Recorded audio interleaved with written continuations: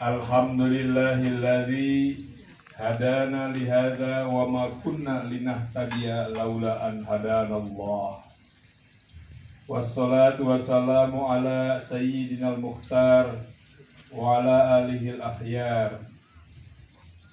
Allah Ta'ala fil Qur'anil Karim wa huwa asdaqul qailin. A'udzu billahi samiil 'alim minasy syaithanir rajim. Bismillahirrahmanirrahim.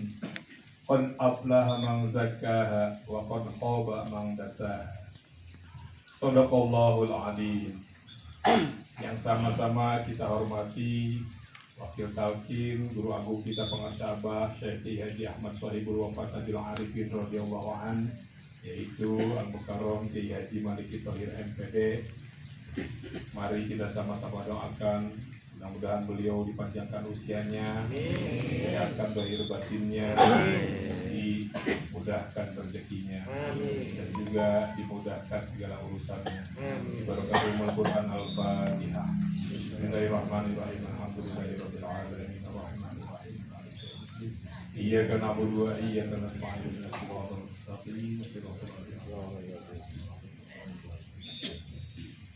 Yang terhormat Ketua LDPKN Koordinator Wilayah Provinsi Jawa Timur Bapak Haji Muhammad Ali beserta seluruh jajarannya, yang terhormat para pimpinan pengurus LDPKN di beberapa kabupaten kota di Jawa Timur, yang juga terhormat seluruh pimpinan lembaga-lembaga di bawah naungan Pondok Pesantren Suryalaya yang ada di Jawa Timur, Ibu Bapak hadirin yang dimuliakan Allah Subhanahu wa Ta'ala.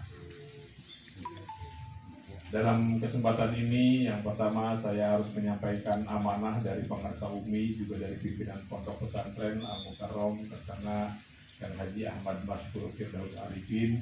Beliau menitipkan salam untuk para ikhwan di Sidoarjo ini dengan ucapan Assalamualaikum warahmatullahi wabarakatuh. Waalaikumsalam warahmatullahi wabarakatuh. Alhamdulillah, terima kasih. Ibu bapak, para ikhwan, selanjutnya saya jauh-jauh datang ke sini cuma mau nanya nih, ibu bapak ingin jadi manusia yang beruntung apa yang merugi? Beruntung. Masa Pak Kolio jauh-jauh cuma mau nanya itu? Ya, karena ternyata pertanyaan itu ya merupakan atau apa ya, dijadikan kalimat pertama dalam Miftahus Sudur Pengarsa Abah. Ya, Pengarsa Abah sebagai guru mursyid kita, pembimbing ruhani kita, yang setiap waktu beliau itu mengurusi ruh kita. Beliau telah merangkum berbagai cara agar manusia itu ma'rifat kepada Allah melalui bimbingannya, dituangkan cara-cara itu dalam sebuah kitab yang disebut Miftahus Sudur. Itu karya beliau. Namanya aja udah menunjukkan ya bahwa ini tidak main-main di kitab ini gitu ya. Miftah itu apa? Pembuka, kunci pembuka ya. Sudur, dada. Kenapa kok di dada di kok sudur ya yang dipakainya ya? Kenapa kira-kira kenapa? Nah, karena proses ruhaniah kita itu ada di kolbu, di dada kita, Pak. Ya, kita pernah banyak mendengar tentang berbagai hal, masalah ibadah ya, yang dirangkum dalam 3 ilmu itu ya, rukun agama itu ya. Ternyata semua itu pada hakikatnya lah, kalau bisa disimpulkan itu, ternyata prosesnya itu ada di kolbu kita semuanya itu, pengaruhnya itu ya, mau ibadah sosial kah? Ya, ibadah apapun, individual kah, ya, itu semua pengaruhnya, hasilnya itu ada pada kolbu kita, pada dada kita lah gitu ya. Sehingga Nabi pernah mengatakan ya, untuk menunjukkan dada itu memang sesuatu yang sangat penting bagi kita. At-taqwa hahuna, sambil pegang dada gitu ya. Ya, at-taqwa hahuna. Juga demikian, Allah itu ada di dalam kolbu kita. Kan ya, bahwa proses ruhaniah kita, rasa kita itu ada atau dalam diri kita itu ada kosrun, sodrun, kolbun, fuadun, sagopun, lubun, sirun, wafisiri ana. Itu juga di situ tuh, tunjuknya di situ, di sudur itu kan, kosrun, sodrun tuh di situ juga udah disebut ya. Sehingga Abah menamakan kitabnya itu Miftahus Sudur, tuh agar kita sudur kita terbuka. Nah, kuncinya itu ada di Miftahus Sudur. Nah, pada kalimat awalnya Abah langsung mengutip itu tentang untung tidak untungnya manusia, yaitu ayat yang tadi, qad aflaha man zakaha wa qad khaba man. Itu ayat yang pertama langsung disebut oleh Abah. Dan misi atau visi atau tugas beliau sendiri sebetulnya sebagai mursyid itu membuat manusia-manusia itu beruntung. Ya. Selama menjalani tugasnya, apa sih tugas kita itu? Mengenal Allah. Ya, kita kan bukan orang sini, kalau bahasa siapa itu ajengan jajan itu. Kita tuh bukan makhluk alam fana ini. Alam ini mah akan apa? Disebut juga alam fana, akan hancur. Ya, akan hancur. Kita mau ikut hancur? Pak Udin mau ikut hancur? Jangan Pak, saya masih seneng ngeludruk. Enggak, memang kita enggak akan hancur diri kita yang sebenarnya ya. Jasmaninya mungkin, ya biologisnya. Ya, kita itu di alam berasal, makanya sebetulnya juga alam asal kita itu bersama Allah. Itu asal kita tuh Allah. Ada yang menyebutnya alam lahut. Ya, alam lahut itu sendiri Allah itu sendiri. Kita itu berasal dari Allah. Segala sesuatu tidak ada bandingannya dengan Allah yang Maha Pencipta. Sebutlah tadi apa? Kenikmatan, kebahagiaan, keuntungan, apalagi sebut yang enak-enak itu. Yang ada di alam dunia ini tidak sebanding, seenak apapun dah sebutlah. Apa banyak hartanya, banyak apalagi, banyak tanahnya, banyak ya simpadannya. Pak Udin udah mau teriak tuh. Oh, duluan sama Pak Kiai. Belum pernah. Oh iya belum. Pak Kiai belum pernah katanya. Lebih makrifat dia soal itu. Ya, apapun lah kita sebutkan yang nikmat itu tidak seberapa. Karena yang namanya juga di alam fana, alam rusak, semua itu akan rusak. Akan sementara. Ya. Nikmat yang sebenarnya bersama Allah. Wah, gambarannya kan luar biasa dan tidak ada bandingannya. Nah, diri kita yang sebenarnya itu udah pernah ngalamin itu gitu ya. Sebelum diturunkan ke sini tuh ya, kan diturunkan sini kita baru tahun berapa ini? Ya, berapa tahun yang lalu kita ini? Alam ini udah dari dulu dan ruh kita dan masih ada ruh yang belum diturunkan tuh masih ada. Kan buktinya masih ada yang lahir kan? Masih yang lahir, ada di sana masih ada. Kalau sudah habis di sananya, selesailah, the end. Selesai. Ini masih ada. Apa namanya pembahasan tentang kiamat jarang membahas itu ya. Berapa lagi ruh yang belum diturunkan di sana? Ya. Nah, masih ada kan yang diturunkan. Berarti masih ada ruh yang di sana itu. Ya, diturunkan ya. Ada yang lewat rumah sakit, ada yang lewat itu. Masih ada. Nah, kita pun sama. Kita diturunkan baru kemarin gitu ya. Baru berapa? Oh, berapa tahun? 60 itu baru 60 tahun yang lalu, Kak. Dunia ini aja katanya. Ini Masehinya berapa tahun? Tahun berapa sekarang? 2024. Katanya ada yang masa sebelum Masehi disebutnya SM itu kan? Berapa tuh? Sampai berapa ke sana itu? Oh, nggak tahu ya. Ada yang bilang ada ribuan, ada yang jutaan itu sebelum Masehinya tuh. Yang Masehinya begitu. Ini aja udah demikian lama ya. Udah demikian lama. Ibu Bapak, kembali ke yang tadi bahwa kita pernah merasakan nikmat yang sebenarnya ya bersama Allah. Tapi oleh Allah diturunkan. Kenapa diturunkan? Untuk mengenalnya. Jadi kalau ruh yang baru lahir sebentar di alam dunia ini kemudian meninggal, kan katanya ada pertanyaan gitu ya. Kayaknya kita lebih enak dari jadi bayi baru berapa hari meninggal lagi nggak pernah melakukan dosa. Kata siapa? Dalam konteks atau dalam soal kemakrifatannya itu tidak seberapa dia nilai makrifatnya. Belum merasakan pahit manis lah kalau bahasa kemarin itu ya, pahit manisnya kehidupan. Ya, mengetahui kekuasaan Allah. Ya. Dia hanya tidak berdosa saja, ya, tidak hanya berdosa. Kalau mau hitung-hitungan, pahalanya juga dia nggak ada juga gitu, nggak ada dosa, nggak ada pahala juga kalau mau soal itu pahala sama dosa. Yang lebih penting dari itu adalah makrifatnya, mengenal Allahnya itu, ya, mengenal Allahnya. Nah, kembali ke yang tadi, jadi kita diturunkan ke alam ini, rahasianya adalah untuk mengenal Allah. Apa kehidupan kita penuh dengan apa?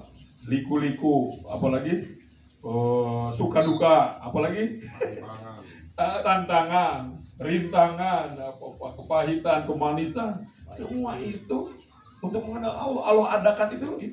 Ada penyakit, ada obatnya, ada bahagia, ada apa tuh?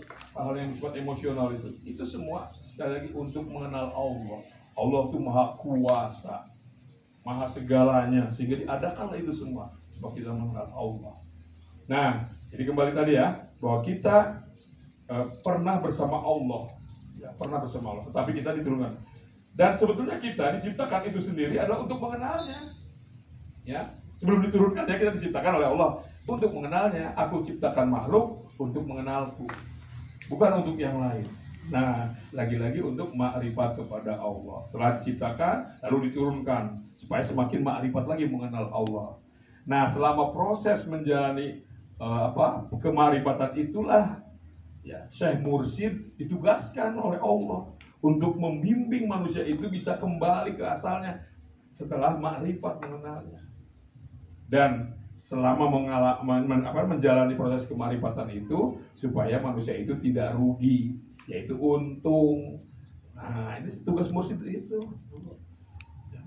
membimbing kita, ruh kita terutama, ruh kita agar kita tuh beruntung dan makrifat. Dan itu sebenarnya nggak bisa dipisahkan tuh antara untungnya manusia dan kemarifatan itu di situ-situ juga sebetulnya. Nggak mungkin manusia itu beruntung tanpa makrifat, dan nggak mungkin bisa manusia itu makrifat tanpa beruntung, kan gitu. Nah, kembali ke yang tadi tuh, di awal sekali Allah sahabat langsung mengutip ayat itu. Qad aflaha man zakka. Sungguh sudah beruntung, kan secara umum bisa dikatakan begitu. Sungguh sudah beruntung. Bukan hanya beruntung pakai sudah dong. Sungguh sudah beruntung, Mas. Orang yang apa tuh? Membersihkan hatinya. Terjemahan umumnya rata-rata membersihkan hatinya, belum membicarakan bersihnya tuh. Dan udah disebut sudah lagi. Sungguh sudah beruntung orang yang membersihkan hatinya. Karena kalau yang lebih ekstrim tuh gini, sungguh akan beruntung orang yang sudah bersih hatinya, kan gitu ya. Tapi ini mah tidak, saking sayangnya Allah, saking luar biasanya pembersihan hati itu. Sungguh sudah beruntung orang yang membersihkan hatinya tuh. Kan itu belum tentu bersih kan? Belum tentu bersih. Tapi Allah sangat sayang banget ya sama kita. Baru mau sedang membersihkan aja kita udah beruntung, baru sedang membersihkan. Apalagi sudah bersihnya kan? Ya udah. Jadi kalau kita ingin beruntung, maka kita harus membersihkan diri kita, baru kita beruntung. Nah, keuntungan ini nanti ada kaitannya dengan kemakrifatan sebetulnya. Apa yang harus dibersihkan sehingga sampai disebut beruntung itu apa sih? Tadi kan tempat makrifat mengenal Allah itu adalah kolbu, ya. Maka yang harus dibersihkan pun adalah kolbu kita, hati kita, dari hal-hal yang menghalangi dari kemakrifatan kepada Allah, dari penyakit-penyakit hati lah kalau bahasa umumnya kita menyebutnya penyakit hati. Itu harus dibersihkan. Ketika sedang mulai kita membersihkannya saja kita sudah beruntung, apalagi sudah bersihnya. Tapi tentu yang namanya makrifat itu mempersyaratkan bersihnya hati. Ya, nggak bisa kita mengenal Allah tanpa kebersihan hati. Mengapa? Karena untuk mendekati yang maha bersih, maha suci, kan Allah itu maha suci, maha bersih, itu harus bersih juga. Tidak bisa Allah itu yang suci didekati oleh yang tidak suci. Tidak bisa, itu udah kayak hukum ininya lah ya. Udah demikian, tidak bisa. Hal-hal yang tidak suci mendekat kepada yang suci, tidak bisa. Nah, maka kan untuk mengenal Allah itu syaratnya adalah dekat. Sesuatu itu tidak bisa dikenal, diketahui, dilihat dengan jelas kalau tidak dekat, kalau jauh kan. Nah, untuk mendekat ke yang suci tadi, lagi-lagi tadi kan harus membersihkan terlebih dahulu hati kita.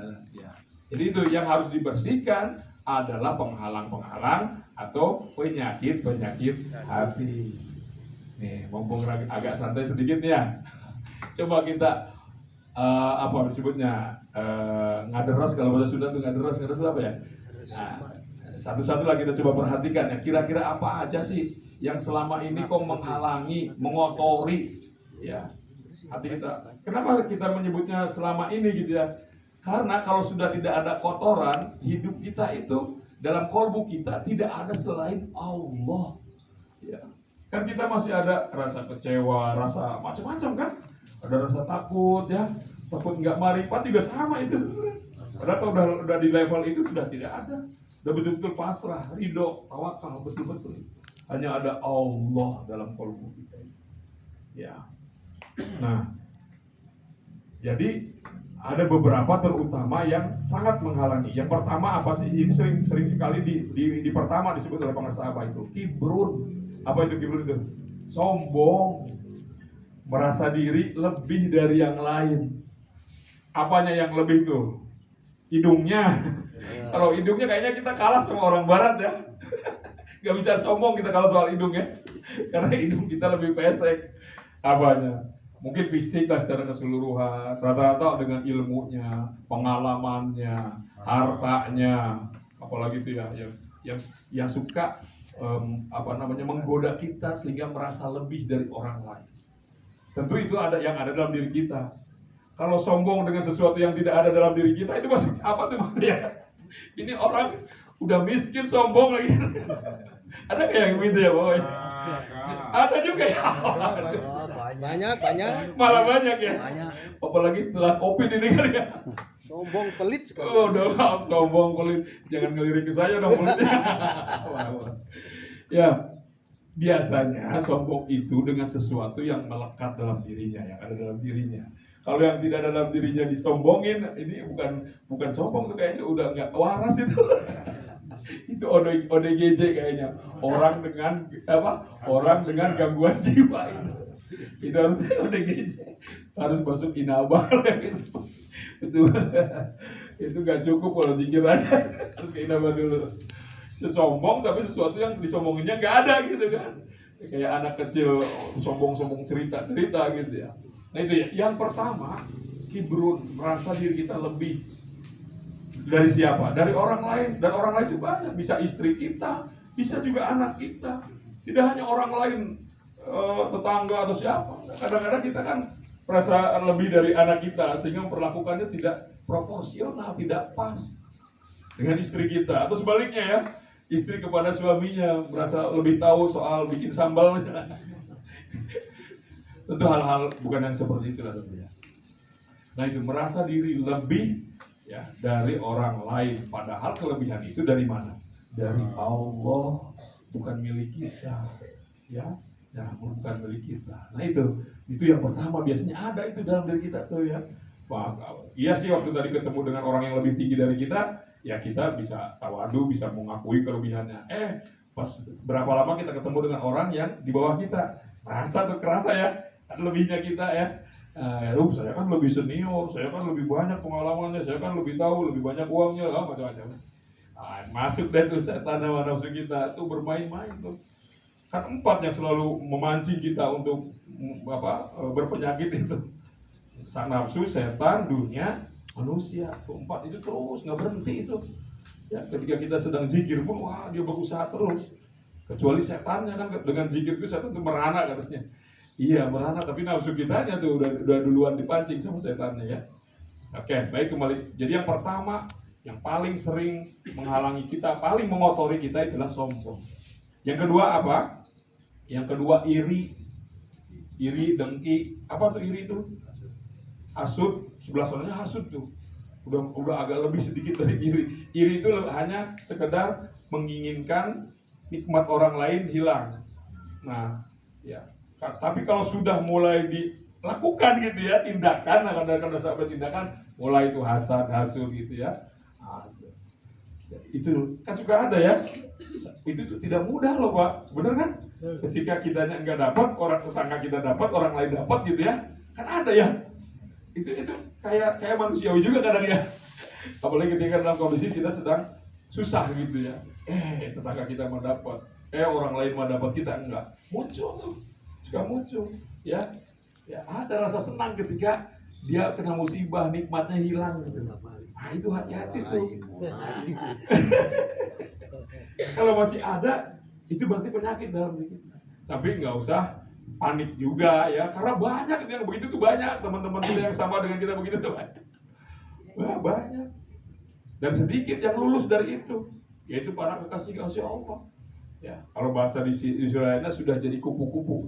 Kan lambang pesantren surah itu apa Bu? Kupu-kupu kan. Kupu-kupu itu sebelum jadi kupu-kupu apa dulu tuh? Kepompong. Sebelum kepompong Ular. Ulat. Nah ketika ulat itu kan sombong, bulu-bulunya itu kan ulat itu gimana? Bikin gatel, bikin orang nggak enak lah ya. Ya ada sombong, lalu apa tadi barusan itu iri dan sebagainya.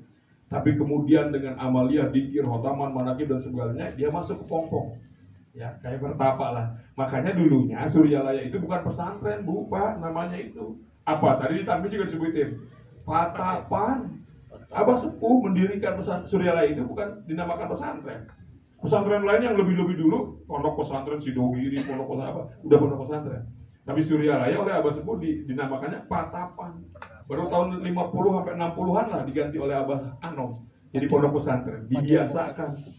Ya, bisa kebayang kalau sekarang masih Patapan kan namanya. Wah, dari Sidoarjo ke sana, pulang-pulang kembali tanya, dari mana Pak Kiai? Dari Patapan. Kok naik mobil nggak terbang katanya? Kan Patapan identik dengan tapa, pulangnya sakti gitu ya. Tapi kok ini masih naik angkot. Harusnya sakti itu kan bisa terbang. Emang ada orang terbang? Wah, ada kok cerita-cerita gini. Di Suryalaya itu konon ada namanya Abah Jago. Namanya aja udah jago tuh Pak. Konon katanya nggak ada yang tahu kapan datangnya, tiba-tiba ada di depan Abah. Saking jagonya tuh Pak. Saking jagonya. Itu yang konon lama mendamping, kemudian menjadi pendamping Abah. Nah, itu cerita. Boleh cerita sedikit yang begituan ya? Ini mankoba ya, sebenarnya mankoba bukan dongeng, mankoba. Ya mankoba Abah. Cuma ketika mau dicetak, kan saya dengan mahasiswa saya tuh bikin tulisan mankoba Abah. Belum diizinkan. Nah, jangan simpan aja dulu kan. Di antaranya itu katanya Pak Jago ini dengan tadi apa istilah Pak Udi itu apa? Kedikjayaan apa? Ilmu apa? Kanuraga, kesaktiannya segala macam. Nah, dia bisa itu katanya dengan telunjuknya itu burung yang terbang di atas itu kita ditunjuk gini jatuh dia mati. Nah, ini cerita waktu saya kuliah itu beredar nih karena waktu itu Pak Jagonya masih ada, cuma sudah kondisi tidak bisa diajak komunikasi. So, kalau bisa diajak komunikasi, saya waktu itu penasaran banget pengen nanya gitu. Sebetulnya dia datang naik apa gitu, kalau nggak ada yang tahu gitu. Jadi ceritanya gitu ya. Kalau bahasa kita mending tembak lah pakai telunjuk gitu ya, tembak pakai telunjuk jatuh. Lalu oleh Abah, pas depan Abah gitu, saya ingin memperlihatkan kehebatan dia, nantang sudah intinya. Jadi dia dengan ilmunya yang penuh dengan hawa nafsu dan sebagainya merasa sudah tidak ada yang lebih sakti dari dia gitu. Pas ada informasi, wah ada Abah Anom gitu. Jadi dia cari, akhirnya bisa datang rasjelag kalau bahasa ini ada rasjelag, kalau sudah itu rasjelag ada ya di sini juga. Jadi ketika dia ingin menuju kemana tinggal diingatkan, kalau bisa mungkin roh pitol masa kita ya. Dibayangkan fokus ke situ, fisik dia bisa langsung membawanya ke itu. Kalau bahasa teori di fisika itu ada sebetulnya, sekarang itu nggak ada yang begitu. Namanya teori penguraian molekul dengan gelombang, teori gelombang. Jadi ini kita terdiri dari molekul-molekul bisa diuraikan. Si molekul yang mengurai ini bisa masuk ke gelombang, pilih gelombang mana yang nyambung ke tempat itu. Kayak cerita dulu pernah dengar nggak ada kiai, kalau kiai besar katanya itu jumatannya di Mekah katanya gitu ya, suka dengar ya. Sampai ada santri yang penasaran nungguin, tiba-tiba keluar dari kamarnya sambil bawa korma yang masih ada getahnya. Si santri tadi udah marah kan, wah kiai saya ini nggak melaksanakan syariat Islam, nggak jumatan. Tapi pas sudah jam selesai jumatan, waktu kira-kira jam jumatan dia keluar dengan membawa korma yang masih ada getahnya. Mikir si santri yang pintar itu kan, ini korma yang ada waktu itu kan di kita belum ada teknologi sehingga korma belum tumbuh. Wah ini korma kan ada getahnya, berarti dari mana nih? Oh berarti kiai saya habis dari Mekah nih katanya. Dulu sangat itu. Ternyata ada sebuah buku, ada teman saya profesor di fisika sekarang sudah meninggal. Mengurai itu teori itu sekarang udah logis itu, dulu nggak unlogis kan, unlogical. Sekarang udah logis itu. Ditemukanlah teori namanya penguraian molekul. Jadi si kiai itu molekulnya mengurai, tapi mungkin caranya dia lewat aura, dia lewat doa, lewat hijab lah, apa mengurai menjadi kecil kan, molekul kecil sekali kecil. Nah si yang molekul kecil ini masuk ke gelombang, ini gelombang itu nyambung kan, makanya kita kenapa bisa dapat terima telepon dari luar negeri, karena ada gelombang yang nyambung kan, ada yang nyambung. Nah si molekul itu masuk ke gelombang itu, lalu dan kecepatan gelombang itu lebih dari kecepatan cahaya, cak gitu kan, cahaya aja udah cepat ya, ini lebih cepat lagi kalau gelombang itu. Nah bisa itu, semacam itulah sedikit ini. Nah tadi Pak Jago juga demikian kita. Jadi singkat cerita kembali ke yang tadi ya Bu ya. Jadi ceritanya ditembak lah kalau bahasa saya dan teman-teman itu kalau menceritakan, oh ditembak pakai telunjuknya dan si burung itu jatuh depan apa. Oleh Abah diambil, oleh Abah dicandain si itu burung yang udah mati itu. Ya makanya kalau terbang lihat-lihat kata Abah sambil elus-elus itu. Ya, dah sana kata Abah sambil digituin. Terbang lagi burung itu. Si Pak Jago katanya bengong aja. bengong, lama-lama lemas sampai jatuh dia berubah aja gitu. Belum pernah. Banyak kata dia, iya saya hebat tapi cuma membunuh kan kata dia. Kalau menghidupkan, wah kata dia, ini orang menghidupkan. Yang namanya menghidupkan bayangin ya, menghidupkan ini kan. Kalau membunuh ya kita aja bisa ya, bunuh aja bisa dikeprek aja gitu burung kan. Mati kan ya. Tapi menghidupkan coba. Ada yang pernah terpikir nggak ini? Nah itu ada. Oke itu saya penasaran karena konjugannya masih ada, tapi nggak bisa diwawancara. Nah itu jadi akhirnya saya tak lemas jatuh dia. Nah ini mankobalah dari guru agung kita pengesabah. Makanya beberapa ulama besar muslim mengatakan guru agung kita itu kamil. Tapi dia selalu menyembunyikan hal seperti itu. Disembunyikan ketika ada orang yang bicara begitu, Abah suka negur itu. Suka negur. Udah kamu aja yang tahu kayak gitulah kalau kita kawenehan. Pada sudah lagi-lagi nih kawenehan. Nggak sengaja kita melihat keluar biasa Abah gitu ya. Ketika dia bicara sama orang, Abah itu kan suka ditegur gitu. Apa? Karena Abah hati-hati, padahal beliau musik kan. Hati-hati. Ini pelajaran sebenarnya kepada kita. Kita pun itu di mitos itu kan ada. Kalau zikir kita intensif, yang jaharnya aja dulu deh, yang jahar intensif. Itu pada level tertentu terbukalah hal-hal yang gaib kan, hal-hal yang gaib rahasia pun terbuka. Bahkan beberapa hal akan terjadi pada diri kita. Tapi ketika itu terjadi, jangan dibicarakan. Ya, pertama apa? Bisa nggak dikasih lagi? Wah rugi kan? Nggak dikasih lagi nantinya. Itu dan aib juga kalau menurut itu ya, aib kayak seperti katanya perempuan haid itu, rijal itu ya, jangan dilihat. Itu adalah konsep. Ketika menahan diri kita untuk tidak menceritakan hal seperti itu juga riya dong. Itu akan cepat menambah kecepatan lagi itu kalau dibiarkan. Nahan supaya kita nggak membicarakan apa yang kita alami. Itu juga riya dong. Ya kebanyakan mah kita gatel banget ya ingin ngomongin ya. Iya, pengen banget kita ceritain. Oh tadi malam gua dan apalagi ketika cerita apa tuh ya? Kalau malam apa? Nuzulul Quran itu apa sebutnya? Lailatul Qadar. Wah, kita keluar. Tadi malam dingin banget katanya. Emang dingin di tempat yang dingin ya di Bromo gitu ya. Karena dia ingin menunjukkan bahwa jangan-jangan dia dapat di padahal nggak dapat. Itu tak yang tadi teman sombong dengan sesuatu yang tidak didapatinnya, tidak dimilikinya. Baik, kembali ke yang tadi ya, itu baru dua tuh. Apa tadi tuh? Yang keduanya tuh iri, hasad. Itu tidak mudah memang ya, tidak mudah. Tapi ada caranya dan harus. Yang ketiga apa? Serakah. Ingin lebih dari batasan moral, batasan kewajaran, batasan kebutuhan. Ingin lebih ya. Dan itu juga sudah tidak mudah juga kan.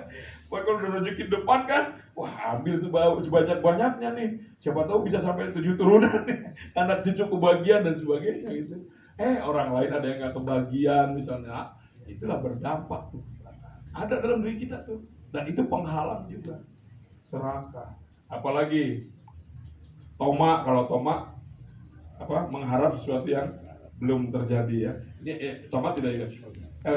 Mengharap ria dan sum'ah maksud saya.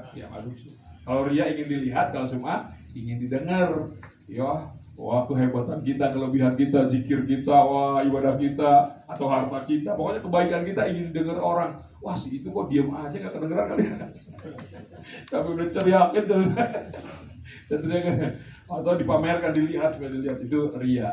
Itu sama suka ada juga itu dalam diri kita itu ya, ada dalam diri kita. Lalu apalagi malas, mungkin bosan itu malas. Nah ini salah satu juga penyakit yang banyak melanda kita, terutama malas itu dalam ibadah ya, dalam ibadah. Zikir berat banget, malas banget. Khotaman malas banget, manakibah, sholat sunat malas banget. Mau wudhu aja ya, wudhu udah malas. Nah itu juga sama, penyakit hati menghalangi kita dari keberuntungan, menghalangi kita dari ma'rifatullah. Ya, rugi kita kalau itu dibiarkan kan. Qad aflaha man zakka wa qad khaba man dassaha. Akan rugi orang yang mengotorinya, membiarkan aja itu dibiarkan, rugi. Nah, tadi malam juga kita membicarakan sedikit ya tentang orang yang untung dan orang yang rugi. Apa sih rugi itu? Definisi rugi itu apa sih?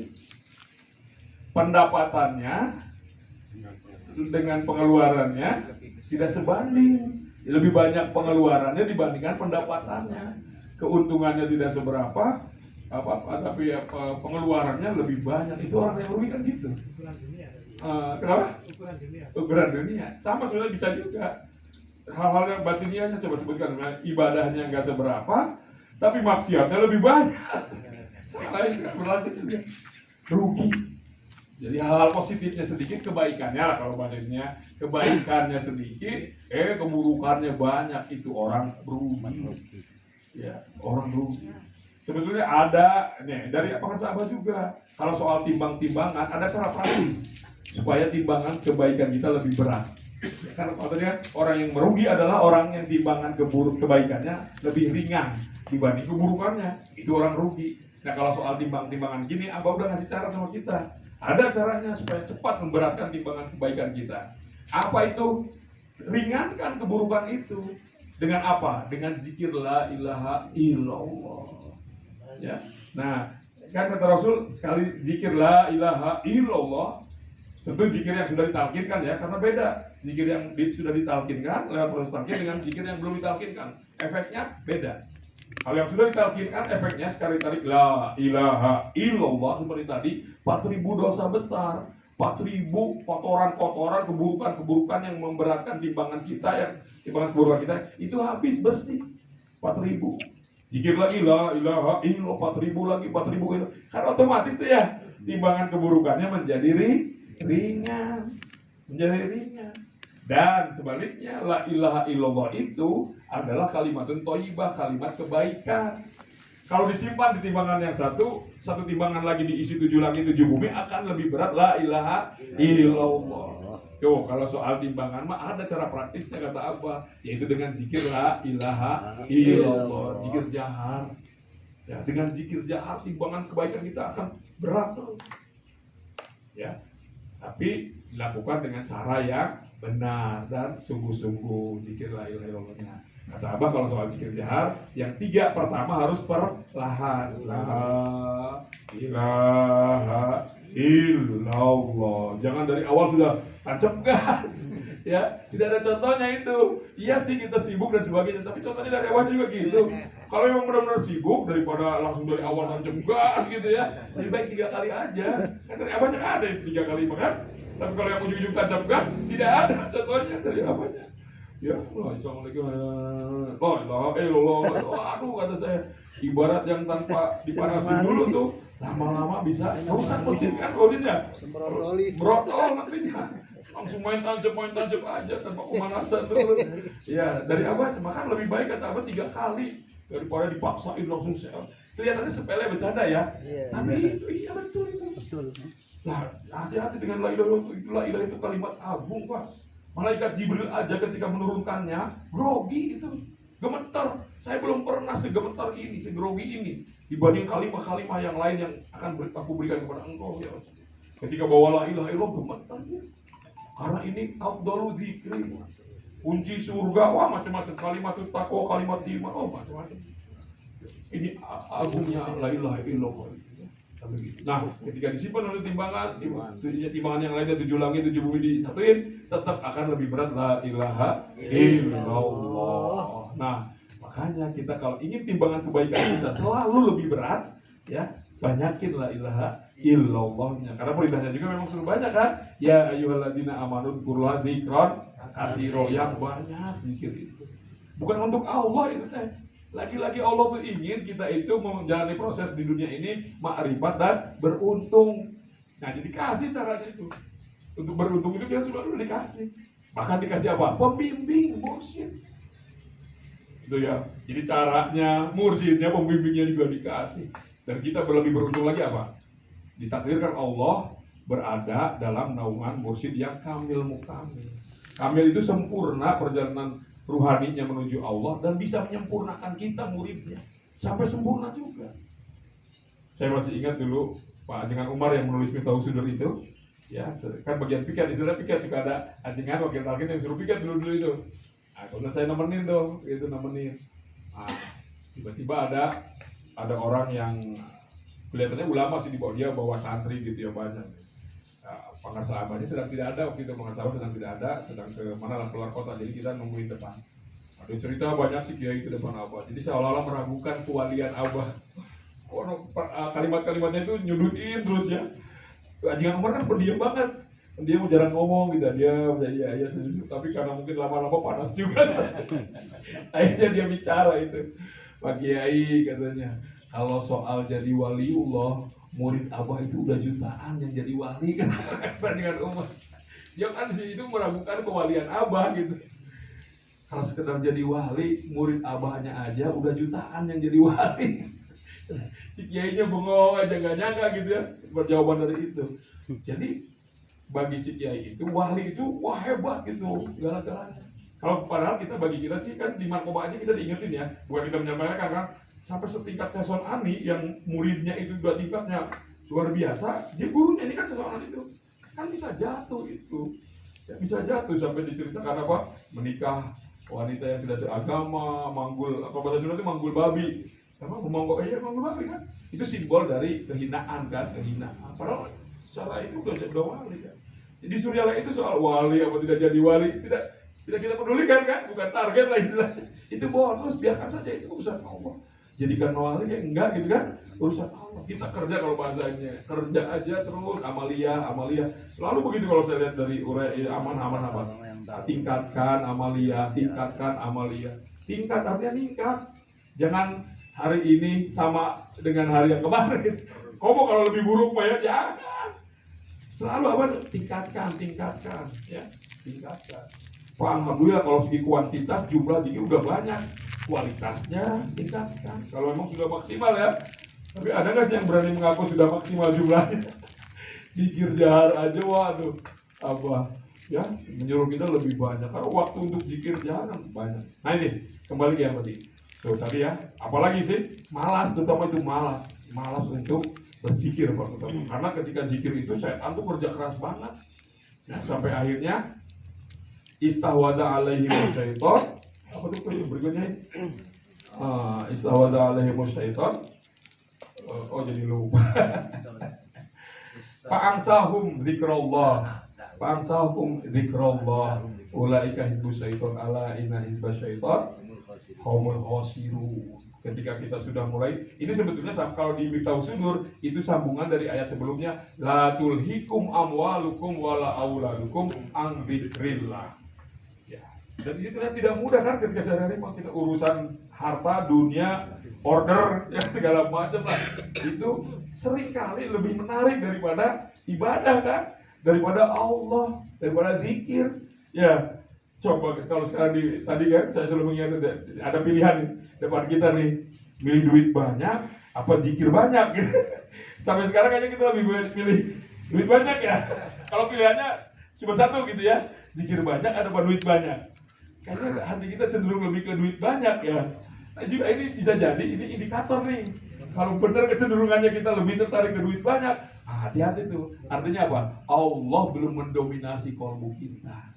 Padahal kalau kita lebih cerdas lagi, dengan zikir itu akan lebih banyak lagi duitnya nanti. Cuma gitu kan? Iya. Dalam zikir itu sudah ada doa, kata Abah itu. Di dalam zikir itu sudah ada permohonan, keinginanmu ada. Dan dengan zikir itu pula Allah akan mengabulkan. Rugi kalau kita cuma dapat ngincer duitnya yang banyak, tadi zikirnya emang gak dapat. Rugi. Tapi karena nafsu kita, nah itu karena tertutup. Ya, karena Allah belum mendominasi. Lagi-lagi karena apa juga? Karena dikit kita masih sedikit. Disimpannya Allah tuh pelan-pelan. Ya, disuruh kata Allah bidor bin sadidin, kata, oh pernah dengar nggak dikir apa itu? Wah, kayak kenceng Pak. Saya kalau kuping saya kayak sakit kalau Abah dengar. Ya. Kaget kalau itu. Tajam Pak kalau Abah jahat itu. Wah.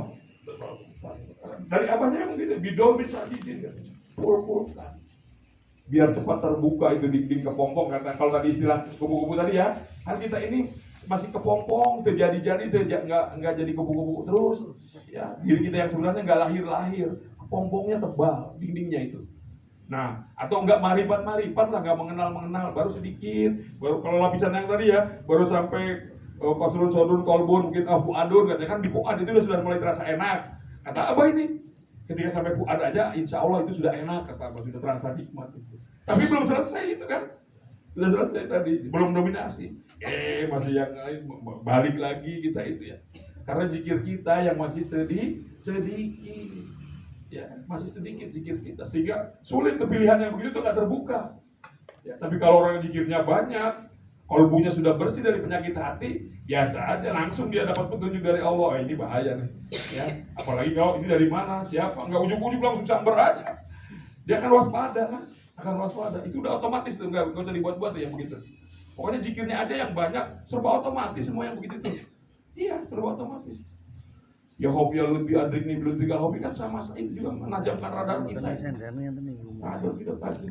Entah itu dalam berdagang kah, dalam berinteraksi sosial semua tajam kita. Hal-hal yang akan membahayakan. Ya, dalamnya ada nafsu juga nih. Ya, cara zikir juga. Hati-hati ketika zikir juga bisa nafsu Pak. Bisa Pak, itu dia. Zikir nih sambil ngebangunin istri gitu. Dikencenginnya bukan mau ngancurin penyakit hati supaya istri bangun. La ilaha illallah. Ngerasa istrinya malah merasa dikasih musik namanya keren. Ya itu dia. Ya, alhamdulillah kita diberi petunjuk, diberi juga pembimbing Syekh Mursi. Tadi jadi masih banyak sebetulnya, kalau itu nggak cukup semalaman kita bicarakan apa-apa yang menjawab penyakit hati. Tapi intinya dengan zikir itu semuanya nggak perlu dihafal. Saya juga kadang-kadang nggak hafal, mau saking banyak ya kayaknya penyakit hati saya ini nggak hafal semua ya. Malas, takabur, pelit, itu saja pelit juga. Pelitnya kelihatannya apa salahnya pelit? Kayaknya nggak merugikan orang. Tapi yang namanya penyakit hati nggak semuanya berurusan dengan orang, ya. Nggak mesti harus ada orang yang dirugikan penyakit hati itu, ya.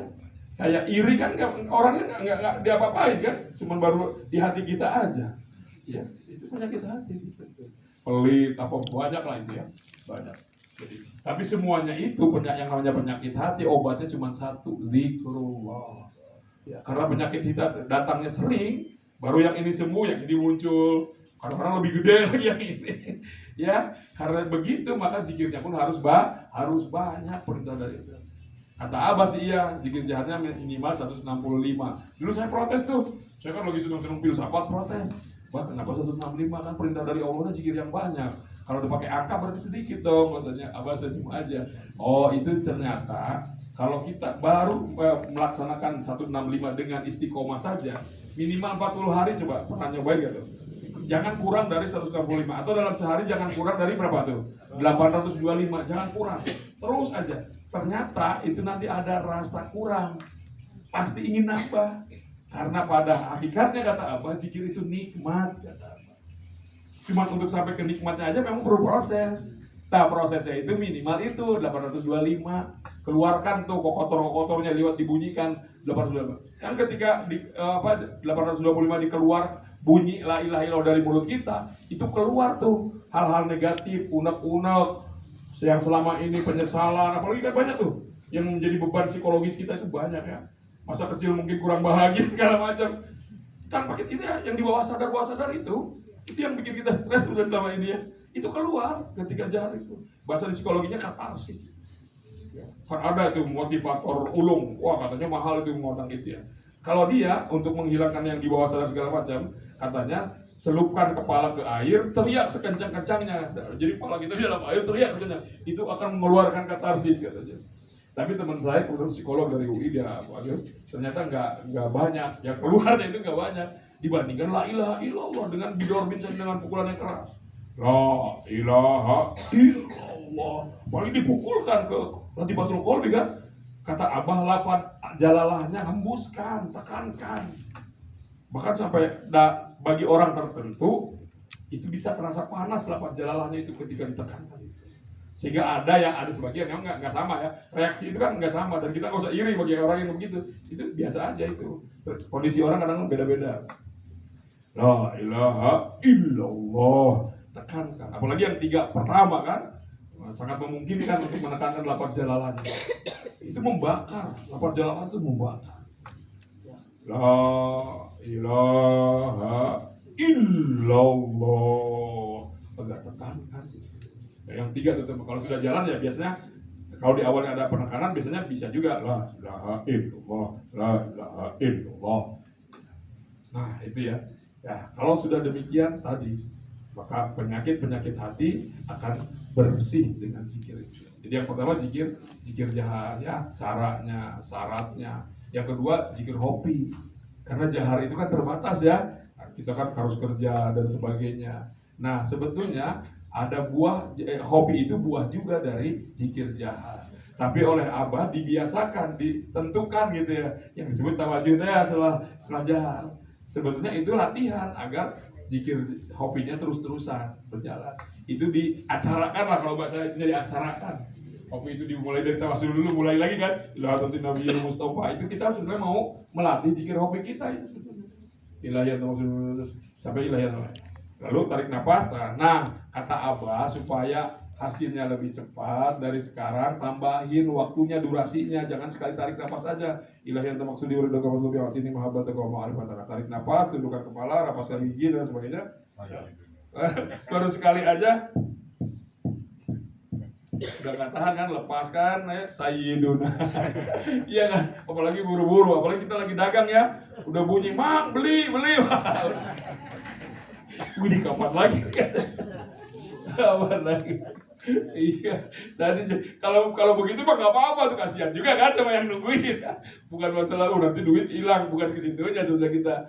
Kalau kita mempertimbangkannya kasihan orang, nggak apa-apa itu. Tapi kalau kita wah ini duit nih, yang gitu lebih baik tahan itu nafsu tuh. Bedanya tuh di situ, beda kan? Actionnya sama, kita selesaikan hobi kita, ya sama actionnya. Tapi kalau ada yang nafsu, ada yang tidak nafsu. Kalau yang sudah bersih, pertimbangannya bukan asal duitnya, kasihan orang itu nunggu. Nah itu di situ cuma saya gila katanya. Nah itu cahaya dari Allah itu diberi jelas, segala sesuatu jelas. Kelihatannya akan sama itu. Itu hasil athar dari zikir. Nah jadi hobi kita, kata Abah diusahakan lebih dari 5 menit, kata Abah. Tentu saja kalau waktunya luang ya, karena ada bapak ibu yang mungkin profesinya memang belum memungkinkan untuk berlama-lama. Tapi kan nanti biasanya malam mungkin atau subuh kan bisa dilatih tuh. Jadi setelah bukan sekali tarik langsung 5 menit, bukan. Ya kalau sudah nggak kuat tembuskan pelan-pelan, palanya jangan dulu diangkat, tetap gitu kan lagi. Ininya juga masih rapat, tarik lagi pelan-pelan.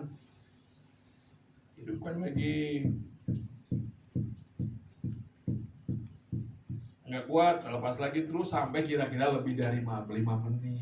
Nah itu efektif banget tuh melatih supaya zikir hobi kita dawam terus-terusan. Kiaman wakudan sedang berdiri karena sudah terlatih. Karena riyati atau riyado itu kan salah satu cara untuk kita mengendalikan nafsu kita. Kan cuma 2 sebetulnya itu nafsu itu, dengan zikir dan dengan riyado. Ya, yang untuk mengendalikan nafsu. Ya. Nah, saya jadi teringat kemarin ada pertanyaan, Pak, kenapa untuk apa tahan napas lalu zikir itu ya, diantaranya apa? Nah ini kan kemarin kita diskusi ya di mana itu ya, kita diskusi bahwa dalam tarekat Turian Naqsabandiyah itu ada tarekat-tarekat lainnya, diantaranya tarekat Al-Fatihah, napas. Itu buktinya itu zikir hobi yang dilatihkan seperti itu kan napas. Kenapa kok sekali tarik napas tahan dihidupin terus, sekali tarik napas dilatih banyak zikirnya. Jadi ketika kita bernapas secara biasa, mudah-mudahan kan gitu tidak kosong, itulah intinya napas kita supaya tidak kosong. Tapi dilatihnya dengan berat kan, sekali tahan berapa zikir hobi kan, hidup kan. Mungkin kayaknya lebih dari 20 ketukan lebih ya. Sekali tarik napas tuh terus dilatih. Insya Allah lama-lama minimal setiap tarikan nafasnya ada zikirnya, kan itu sudah rahasianya itu. Jadi betul dalam Qadiriyah Naqsabandiyah itu ada banyak tarekat. Yang Qadiriyah Naqsabandiyah pakai suluk, wah kita mah dari awal juga udah suluk Pak. Bahasa apa mah kudu nyumput di caang gitu, sembunyi di tempat yang terang gitu. Gak usah dikerubungin. Dulu mah memang iya, Abah menyediakan ada namanya kamar holwat di belakang. Pernah nggak di Masjid Suryalaya ada jam dinding itu? Nah di belakang itu kamar holwat. Salah satu syarat kalau mau bikin Bu kamar holwat di rumah, syaratnya itu nggak boleh ada cahaya, mau baik siang maupun malam. Jadi di tes itu siang, saya ingat itu Pak yang buat itu Pak Haji Adi dosen saya. Ya. Jadi katanya siang-siang ditesnya tuh lagi terang benderang, jadi ada cahaya nggak gitu. Ada yang maksa konon katanya, abah saya ingin kamar holwat, maksa padahal mungkin belum waktunya ya, tapi karena penasaran orang-orang kok udah di kamar holwat. Nah dalam tarekat itu bukan masalah udah riadoh ini, udah riadoh itu, udah riadoh banyak riadoh itu, yang namanya serem tuh Jaya Sampurna. Wah kan kayaknya hebat banget tuh orang yang udah riadoh. Ya di Suriana enggak, itu enggak begitu. Yang saya cerita itu wakil talqin yang konon waktu itu sempat di apa ya, di Tenggarai atau diperkirakan akan menjadi pengganti Abah. Ada kan tuh dari Singapura itu siapa? Aduh saya lupa. Haji Ali mau itu luar biasa ilmunya. Dia cerita itu, saya satupun riado dari Abah nggak selesai. Padahal putra-putra Abah menyangka beliau yang akan menjadi pelanjut Abah itu. Saking luar biasanya itu orang. Tapi riadonya nggak ada yang selesai. Saya cerita ini bukan berarti jangan riado, enggak juga, riado tetap bisa disesuaikan. Tapi kan ada sebagian orang yang berhitung kuantitatif positivistik gitu ya, kayak daftar checklist. Wah, kalau sudah selesai ini naik makom gitu ya, selesai penyakit ini sembuh. Enggak otomatis tuh. Selesai riado yang ini habis bersih penyakitnya, enggak. Kalau penyakit hati kembalinya ke zikir, ke zikir. Nah tadi, jadi kembali ke yang tadi ya, diusahakan dengan dilatih zikir hobinya tadi 5 menit, mudah-mudahan setiap tarikan napas kita ada zikirnya. Nah, ya ayo udah jam berapa nih pakai kita malam ya? Udah setengah 10 ini. Nantinya ada total gitu? Ada enggak? Nah, tergantung dari itu ya. Baik. Nah itulah ibu bapak ya. Jadi alhamdulillah kita termasuk udah beruntung nih, kita udah ditakdirkan Allah menjadi pengamal tarekat Nurul Naksabandiyah Pondok Pesantren Suryalaya, di mana tarekat ini adalah jalan metode yang akan menghantarkan kita pada keberuntungan dunia akhirat dohir batin Pak. Ini ya. Kebahagiaan keberuntungan syaratnya itu 2, iman dan takwa sebetulnya. Apa kalau banyak duit kayaknya nggak perlu iman dan takwa. Bahkan kalau punya iman kayaknya duit malah sulit. Yang dimaksud di situ adalah dohir batin yang hakiki. Percuma banyak uang juga kalau menjauhkan kita daripada Allah, bikin stres itu yang begitu. Yang manis-manis dalam kehidupan ini kalau membuat kita jauh daripada Allah, itu resikonya besar. Harus dicatat nih. Karena akan merubah cara pandang kita. Selama ini kan kita manisnya aja, wah ini pokoknya manis deh. Hati-hati, kita bagi para ikhwan harus mulai belajar ya. Di belakang itu efeknya terhadap kemakrifatan kita, terhadap kedekatan kita pada Allah, bagus apa enggak gitu. Walaupun itu manis. Ya, jadi dalam kehidupan ini bukan soal manis pahitnya. Kan ada contohnya dari para nabi itu. Ada yang hidupnya ekstrim manis, ada yang hidupnya ekstrim pahit. Yang manis siapa? Nabi Sulaiman manis hidup. Tapi ada nabi satu lagi yang pahit terus, siapa itu? Nabi Ayub. Tapi karena zikirnya banyak, dua-duanya zikirnya banyak, tidak mempengaruhi manis pahitnya, itu nggak pengaruh. Tetap dia dekat kepada Allah. Tetap dia sampai Nabiullah kan nggak dipecat dari nabinya kan? Enggak, dia menjalani kemanisannya proporsional, menjalani kepahitannya juga demikian. Kan pahit banget tuh sampai ditinggal anak istrinya ya, pahit kebayang deh kalau level kita ya. Sampai ini menunjukkan sebenarnya sepahit apapun ya, itu bisa oleh manusia itu tidak mempengaruhi kemarifatannya, batinnya tetap istiqomah bersama Allah. Itu bisa dicontohkan, ada contoh. Kan para nabi juga contoh, walaupun contoh yang terbaik adalah Rasulullah Muhammad SAW.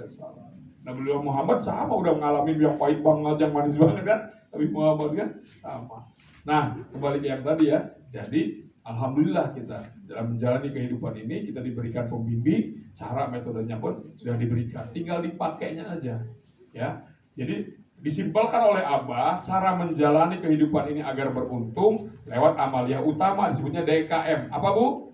DKM, Dikir Khotaman Manakib. Zikirnya aja tadi ya, alhamdulillah itu luar biasa. Ditambahin sama Abah karena kita masih hidup di dunia.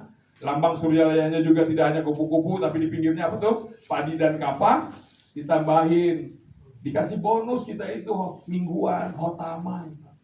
Khotaman itu bonus karena amalan utama ya orang bertarekat itu cuma zikir kata Abah. Ini diri tahu sudur, tarekat ini hanya zikir kata Abah itu. Itu hanya zikir pakai pakot bahasa Arabnya itu. Kata Abah. Tapi Abah sayang sama kita. Ya karena kita masih dibungkus jasad gini. Carikan oleh Abah. Guru kita tuh saking sayangnya nyariin mana yang terbaik untuk muridku. Dipilihkan aurat para wali kekasih-kekasih Allah.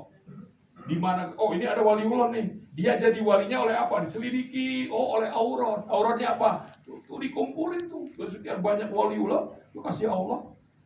Ya, dipilih yang terbaik. Artinya apa? Sebetulnya masih banyak aurat juga apa yang disukai itu masih banyak. Tapi oleh guru kita dipilihkan yang terbaik. Simpel lagi. Tapi efeknya utama di mata Allah. Di antaranya kan ada ternyata yang begitu tuh ada sesuai atau tidak sesuai. Contohnya apa? Ya muhilal muskilat oleh Abah Anom dihentikan. Dari mulai sekarang, jangan dibaca ya muhilal muskilat. Saya tahun berapa itu masih ada. Oleh Abah diberhentikan. Ya muhilal muskilatnya. Ternyata itu yang begitu ada efek-efek. Terutama duniawi ya. Jadi khotaman itu ya walaupun tentu secara batinnya ada juga, ya besar juga. Tapi efek duniawi aja. Makanya kalau ada orang nyari masih tadi apa dari hal-hal duniawi ke yang lain-lainnya, apalagi di YouTube kan juga ada yang nawarin ya, baca ini pagi sore sudah lunas hutang katanya. Wah kayaknya kita tertarik banget ya begitu ya. Itu sudah lebih aman bahkan ya. Dohir batin, hati-hati takutnya nggak aman itu. Memang betul ada itu di kitab-kitab itu kan ada yang begitu-gitu. Bahkan yang lebih aneh dari itu pun kan ada itu. Pernah dengar nggak cerita Kang Haji Dudun itu? Ketika makan bareng sama anak-anak Abah, suatu hari Abah kan sering ngajak makan bareng kalau keluarganya ke kebun. Waktu itu usia Kang Haji Dudun kan paling tua itu beliau itu ya. Lalu ke yang keduanya itu Kang Tehotin jauh itu. Jadi Kang Dudun udah agak dewasa, dia udah sempat ngaji yang macam-macam yang aneh-aneh kemana. Suatu hari makan bersama, adik-adiknya kecil-kecil semua. Adik-adiknya kecil semua makan ayam goreng. Abah kan seneng ayam goreng dipotong. Jadi ayamnya satu di berapa gitu jadi. Pas Abah lah udah ngumpul gitu ya di kebun itu, Abah ke ini dulu sama tukang kelapa ngambil kelapa. Jadi Abahnya pergi sebentar, anak-anaknya ngumpul. Kang Dudun kan paling besar. Adik-adiknya dikumpulin sama Kang Dudun. Sini katanya. Akrobat Kang Dudun. Itu si daging ayam ditutupin, lalu dibacain sama dia. Itu aurat. Ini aurat bukan yang black magic, bukan ini. Ya aurat dia. Yang white magic kan ada black magic, ada white magic ya. Ini yang white magic dibacain sama dia, dibuka hidup Pak. Kang Dudun tuh. Kang Dudun. Oh, tepuk tangan adik-adiknya kamu termasuk Kang Babar gitu. Wah, tepuk tangan kan luar biasa. Sulapan. Wah, ini baru Kang Dudun tuh. Udah bisa gitu. Itu masih muda Kang Dudun. Wah, nggak taunya Abah sudah di belakang Kang Dudun. Marah sekali Abah. Sampai Kang Dudun suruh apa? Berapa hari nggak keluar dari Citanduy. Tahu Citanduy? Sungai yang di itu. Suruh rendam Abah itu. Berapa hari nggak boleh ke Surya ke pesantren? Direndam sama Abah tuh, dikeluarin. Wah, Kang Dudun cerita Kang Dudun cerita. Wah, sakitnya kodir katanya. Jangan mau kamu belajar kan gituan dipakai. Ketika untuk makrifat kepada Allah itu penghambat yang besar. Abang ngeliatnya ke situnya, bukan masalah efek dunianya kan wah hebat segala macam. Perampok bisa kita kalahkan perampok. Lah perampok kemarifatan nggak diperhatikan. Justru itu yang bahaya kan, merampok kemarifatan kita. Ini perampok dohir. Iya menang sih kalau lawan perampok. Tuh kalau mursyid lebih ke situ. Kang Dudun dibersihin, wah sakitnya katanya kayak dikeluarin apa dari itu. Sakit sampai keluar nangis darah tuh Kang Dudun di situ. Saking perihnya itu. Yang begitu. Saya cerita ini sengaja tuh ya. Aurat itu banyak. Ada yang hitam, ada memang betul ada. Ya, ada. Tapi apa pilihan yang paling aman, paling baik untuk muridnya? Khotaman itu. Makanya kata Abah datang nih majelis zikir, majelis khotaman. Efeknya tuh besar Pak. Cuman kita ya lagi-lagi tadi ya, karena kita tuh malas, belum tertarik lah dengan yang gitu ya, karena kalbu kita masih didominasi selain Allah. Ya, hubudunnya. Oh ya satu lagi tadi hubudunnya, penyakit yang berat itu. Ya, mencintai dunia berlebihan, tidak proporsional, lebih ya. Akhirnya tadi ketika hubudunnya menguasai kalbu kita, maka tidak menarik, malas ke hal-hal yang bersifat ibadah. Zikir itu malas banget, nggak menarik kadang-kadang ya. Wah lebih menarik. Ini karena di dalamnya udah hubudun. Nah kembali ini khotaman dipilihin oleh apa? Manakiban. Kan kita udah pernah dengar ya cerita di manakib itu Tuhan saya hadir kan? Aku hadir ketika manakibku dibacakan. Ketika hadir sekelas beliau tidak hanya sekedar hadir, pasti memberikan sesuatu yang bermanfaat untuk kita. Apalagi kehadirannya selalu dibarengi dengan oleh guru kita. Tuhan saya hadir, guru kita hadir, apa sekedar hadir, dua-duanya ngopeni ruh kita, memberikan sesuatu yang kita perlukan. Apa yang paling kita perlukan tadi? Lancarnya makrifat kita kepada Allah. Itu yang paling kita perlukan. Kayaknya bagi orang yang hubu dunia, makrifat kepada Allah tidak menarik ya. Buat apa lancar makrifat? Yang paling kita butuhkan itu banyak duit lah. Dia mumpung Tuhan saya hadir nih, mumpung Abah hadir. Dan beliau pasti tahu apa yang saya perlukan. Yang saya perlukan itu adalah banyak duit nih. Iya, Abah sama Tuhan saya pasti tahu itu. Tapi kan bukan hanya tahu, menyayangi kita. Kalau yang namanya orang tua menyayangi kan nggak ingin mencelakakan anaknya kan, anak kecil kok tiba-tiba dikasih duit 1 miliar. Kira-kira bahaya kan? Kamu mah, Abah lebih tahu apa yang kami perlukan. Gitu ya. Karena di dalam proses kemakrifatan itu sebetulnya semakin kita mengenal Allah, semakin kita makrifat kepada Allah, semakin mudah urusan-urusan dunia kita. Amin. Ya. Saya menyebutnya semakin mudah ya, bukan berarti semakin banyak duit kita, kayak gitu. Dari awal juga kayak gitu. Karena bukan ukuran lagi-lagi banyak duit, banyak bukan. Dimudahkan, ya, dimudahkan. Ini dipilihkan, mudah. Mudah di situ juga banyak artinya sebetulnya ya. Dohir batin, terutama hal yang menyelamatkannya dimudahkan, diselamatkan lah itu, diselamatkan. Ya, hati kita juga dari tadinya pengen banget hal-hal yang duniawi, jadi biasa saja, nggak hubu dunia gitu, seperlunya aja. Itu kan bahaya kalau sosok pengennya udah berlebihan tuh terhadap hal itu. Baik, jadi itu ya, alhamdulillah tuh kita udah dibekelin ya modal untuk beruntung tadi ya. Jadi ibu bapak sudah tahu sekarang bagaimana caranya beruntung. Bersihkan penyakit-penyakit hati kita dengan apa?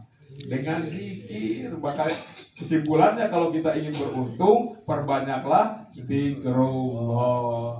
Baik, saya kira itu yang bisa saya sampaikan. Terakhir mungkin ini ada amanah bagi kita yang mendapatkan kesempatan khidmat jadi pengurus atau calon pengurus ya, karena Sidoarjo belum dibentuk ya, insya Allah ke depan ya ada beberapa amanah. Sebetulnya amanah ini bukan hanya pengurus kepada kita semua ya.